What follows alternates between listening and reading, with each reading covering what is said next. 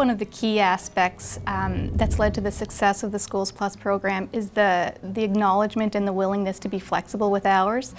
And I think for anyone who works with that target population, you need to know that you can't always meet the needs of youth and families within the 9 to 3 or 9 to 4 hours. We get to really discuss important issues of inclusion and diversity, and making sure that they all understand that differences are what really bring us together in the end, and that we all need to kind of work together and live together in a peaceful sort of harmonious environment. So that's kind of the goal of and the message that we're trying to send through the book club. It's at lunchtime. There are probably, depending on the day, there's between 15 and 20 kids. Having this space that's provided by SchoolsPlus is essential to making the kids comfortable and just creating that welcoming space where they feel safe to really open up and share their feelings. And I don't think some of the kids here get that many opportunities to do that. So for our March Break program, we've partnered up with Recreation for many different activities. For geocaching event, we partnered up with Recreation and Parks Canada for that, yoga. So they've been lending us their coaches to us for different recreation events. And also they have been offering an after-school program that we've been partnering with the Thrive funding. So that offers healthy eating, so smoothie bars, different physical activities like Zumba, yoga, belly fit. So the kids have really been loving it, and it's a great time to partner because we may not have yoga mats where they can lend them to us, or GPSs for geocaching. Friends for Life for me shows me that kids really, with the proper guidance, get an understanding of stress, anxiety, what it does to their body, and how they react to that. And most importantly, how they control it. So that we all have stress, but you can be taught ways to deal with it more effectively. It was like helping you, if you were getting bullied, it would teach you how to I can't put my finger on it, help you with the bullies, and it would help you calm down your self-esteem. The partnership with Tim Hortons Camp allowed me, with some community members that have a Greystone Community Center, to go to Tim Hortons Camp with families on a weekend, where Tim Hortons hosted at their expense a weekend retreat where parents for the first time had a vacation with their children. Well, SchoolsPlus has supported a huge number of activities here in the building in the first year that it's been operating in the school. And they range really across the spectrum. Small things like providing sports equipment for lunchtime and recess. Small perhaps to us, but big to the kids. SchoolsPlus has been a huge benefit to us in terms of outreach to the community. SchoolsPlus has been involved with us running evening basketball programming, providing connections and linkages for our community group here at Greystone Community Center, and further support for them. Because the supports offered through SchoolsPlus extend beyond the classroom, families can benefit, and the children can benefit, and because of that, there's a genuine buy-in that you might not see with other programs. Because SchoolsPlus is operating from the school, there's a comfort level that families have with the building, and certainly the students do, many of them, and so they're open to receiving support where they may not be in other contexts. The Voices program is a wonderful girls empowerment group that is about 10 sessions or so that we offer in the school at lunchtime here in this school. You can see the growth and the change that's happened within the girls when they begin to understand what they need to learn and change about their behaviors and their thinking about themselves. We do our babysitting program through Safe Choice. They do babysitting and first aid for our older children. Our SchoolsPlus worker came to the school, and it happened on a PD day during the school year, so they had the opportunity to go into a number of different recreation centers and be able to try new things. I know that students came back quite excited because they had the opportunity to learn about archery and how to use a bow and arrow properly. I thought that was pretty exciting. Well, we have in a number of our schools, SchoolsPlus schools, we have boys groups going on. So that's kind of led in conjunction with SchoolsPlus and some of the teachers at school and guidance counselors. So that's a wonderful service because we've always focused on girls. So it's really nice to focus on the boys groups as well and get them kind of out of class and have some time to talk about boys issues.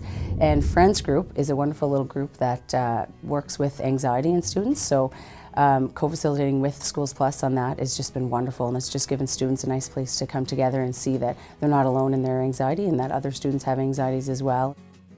The after-school program, I do know that they've started a drama program here which has been needed. Let me see, there's a gamers club and there's sewing club. I'm involved in 2 clubs. One is art and the other is anime. And as a result of the SchoolsPlus people here visiting and spending time with the anime kids, from that spawned the Good Newspaper, because that's one of the things I really like about SchoolsPlus is that they're here for the tough times, but they're also here to talk about the positive things that happen in the building. The focus is First Nations artwork, and we were given it because our feeder school, one of our feeder schools is member 2. The 2 schools will be working independently and also directly as well as a form of bridging communities as well. Quite often in the art clubs and the anime clubs, they're not your sports clubs. They're for children who are not involved in sports, and children with those interests also need a venue to spend time outside of school. Every week we write about what Our Lady said and write something new we did. So we have our topics in here. We have like every topic we did so far, and we just when we get back from class, we write about it. It was kind of neat to meet all these people. I made It was about healthy eating, so every time we'd get healthy things to eat, like bars and yogurt, healthy bars, and fruit cups. I really like when the chefs came in. They were really neat. For years now, I've been looking for opportunities for our students. And SchoolsPlus came along, and it provided an opportunity for students that may not be involved in organized sporting activities or organized leisure activities. Again, SchoolsPlus came along with a variety of activities that I'm seeing more and more students engaged in and excited about staying for an after-school program. So it really is popular. We have most days 50 to 60 students. So it's quite a challenge to keep them all engaged, but we're doing it and they keep returning every week. Keep it simple. It doesn't have to be elaborate. Keep it relevant for the students. They love the physical activity. They love to be social and collaborative with their friends and to be at school and to have some fun here after school. And it turned out that we have parents, grandparents, aunts, uncles coming to pick up their children, and transportation hasn't been a problem here in my building. So it's worked out quite nicely. So in our after-school program, we do volleyball, we did smoothies and yoga because it's free and it's fun. I help out all the little kids if they need help. I help them. Like if they need to go somewhere else, I take them, and so to make sure they don't run in the hallways. Well, Kayla takes me home from the after-school program, and she takes me home from here too. We noticed that student, for example, showing more leadership qualities within the school. He does actually assist with the after-school activities at the lower school, at the primary to 4 school, our feeder school, and as well has taken on many leadership roles within our school as well, with supporting some of our special needs students. Having SchoolsPlus in the school hasn't provided us with any barriers. We do have the site, we had the space available, so it provided us an opportunity to have a SchoolsPlus site within our building. Besides the benefits of the individual caseloads that they help us with, we now have that site that we can use as group work, small group sites for us within the school itself when SchoolsPlus isn't using it. So the YMCA boys group that we had offered at one of the schools that we worked in was a great opportunity for partnership for us. It allowed us to bring in a program that was never offered at the high school before. This was a great opportunity for the boys to get involved, really hear their voices, have their interests and needs met, and get involved in some really great community partnerships. The boys really spearheaded a program to have letters sent to military and soldiers overseas. So something they took ownership of, something that they were so proud of. Living in a rural area, obviously transportation often poses a barrier for a lot of families. It was really nice for my position to be able to take on that role to allow students to access services that they might not have had the chance to otherwise. One of my after-school programs at the high school that I work at is an art and music cafe. So the music teacher previously had a music program going on after school. So we got together, brainstormed ideas to say, you know, why not have a little cafe scenario every week after school. So the kids show up, they bring guitars, they bring their art supplies, instruments and art supplies are offered to them if they don't have their own, and we bring in tea, coffee, juice, snacks. So it's a really great atmosphere. A lot of people that wouldn't normally talk outside of that environment really come together, have some great jam sessions, have some great conversations. They've really done a lot for Dominic. They got him his first Christmas tree ever, and they put him in music classes, and he was doing really well in music, and he's just blossomed. Also, there are some other programs that I know our facilitators provide in taking some of our students on day trips with some friends that, again, really helps to cultivate social skills, social awareness and empathy, and that social reciprocity and working with other kids. My daughter has actually, she done the Go Girls Club, and she done the babysitting course, which was awesome, and she still talks about it. And she was able to participate in the Disney trip with Dreams Take Flight. My daughter especially has really matured, and I do thank SchoolsPlus for part of that. We run some wonderful programs. We do the CARE program, which is sexual abuse prevention with the young children. We do GPS camp, which is Girls Power and Strength every year. We do the Friends for Life program, which is an anti-anxiety program. I mean, there's more than I can even think of. I was advised that there's a lot of families who are dealing with children on the spectrum of autism. At the same time, they're having difficulty getting respite care, which is a service that's available to them. So I came up with the idea of training some babysitters. Not a replacement for respite care, because that's totally different, but just as a support for the families to offer just a little bit of help. I asked one of the early intervention workers to come in, and she did a program that she called Autism 101. I had one of the RCMP officers come in, and she did a session on emergencies. When would you call 911? What do you do if you're babysitting alone? The safety things. And I felt that we still sort of needed a little bit more. So I talked to a couple of people, our first responders, and they very graciously volunteered their time and spent a Saturday teaching the St. John's Ambulance first aid course. When the students graduated from the babysitting course, they were given a fully stocked babysitting kit, which had chalk and pencils and markers and books and crayons and bubbles, so that they could take this bin when they go babysitting and have things to do with the children. Bridget has offered programs such as babysitting groups. There's a self-esteem camp that Jessica will be able to go to next year. And these are things that we didn't know about, resources we didn't know that were available to us. But if we wouldn't have had the SchoolsPlus program this year, I think our transition to junior high would be quite difficult.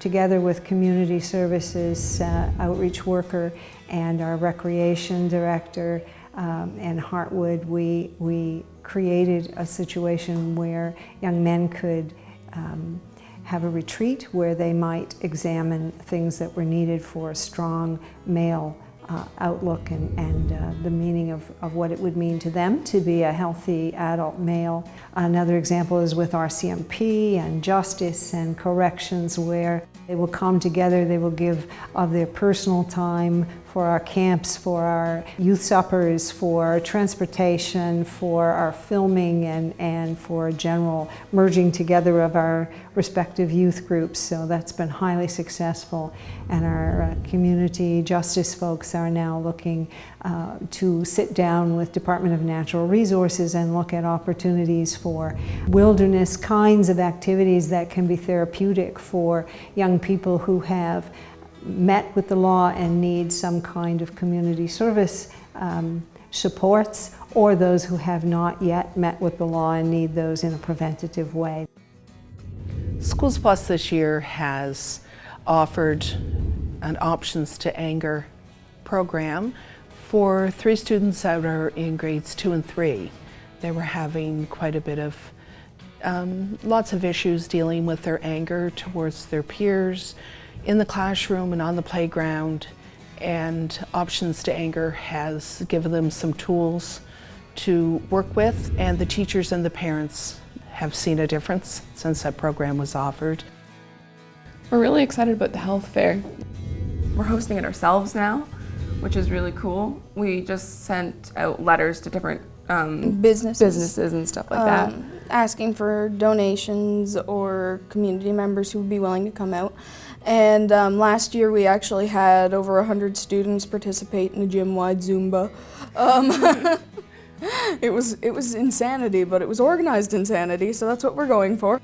We've done, I think, 2 camps, one during the past summer, and it was sort of an Afrocentric program, but at the same time looking at issues of numeracy, issues of literacy, school readiness, behavioral kinds of components, and all those things were all sort of built into it.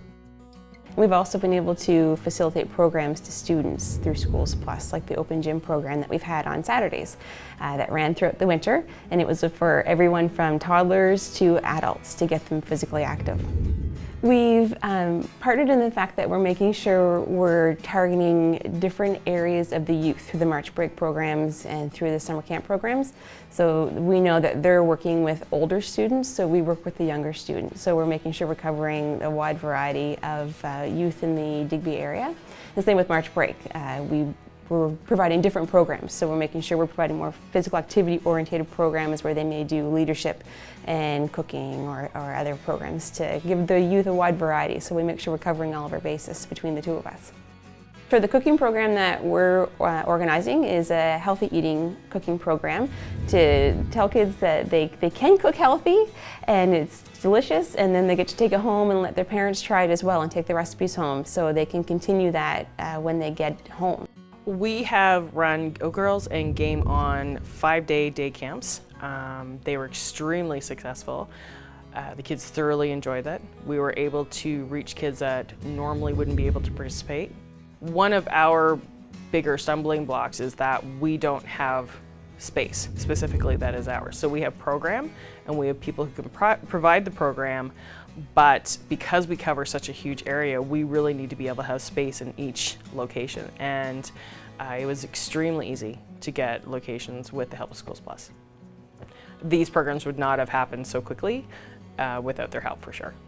We talked about how tumblebugs might be useful for the children who were going to attend primary to have happen in the summertime.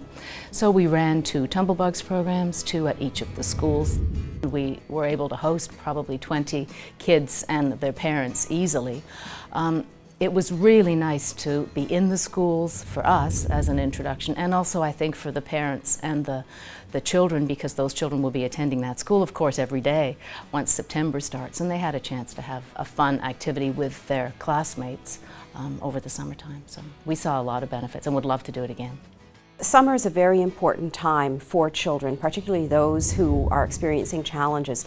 And the funds that we've provided have enabled children to attend camps, to get pool passes, and for their families as well. And so this provides a much richer summer experience for the students. SchoolsPlus, they came down and they were like, yeah, we can drive, this is what we do, we take youth and everything. So I was like, okay. So it was my first provincial lot summit, and I've never been to one, didn't know what it was. And it's been like, it was so much fun, and 3-day weekend, and with got to meet new people and new friends, and got to make connections. The first art of series that we did, I think, was web development, and I did that. So for the first 3 Wednesdays during the month of January, from after school until from about 5 to 7, I taught the kids how to make their own websites. Some of the other subjects that we've done, things like archery. Just this past month we did rug hooking, skateboarding, judo, we did some disc golf, different kinds of things like that. We usually just use our connections to get volunteers from the community to come in and facilitate different activities. I run an after-school program for students at the junior high and the high school. We meet every Monday and Wednesday after school until 7, so the Art of series kind of just fits right in there. So I already have a group of kids that are meeting with me regularly, so I don't have to do a whole lot of advertising because they're pretty excited about each thing that we do each month. We try to get input from the kids to see what they are interested in. Sometimes what they're asking for is a bit unrealistic, but we try.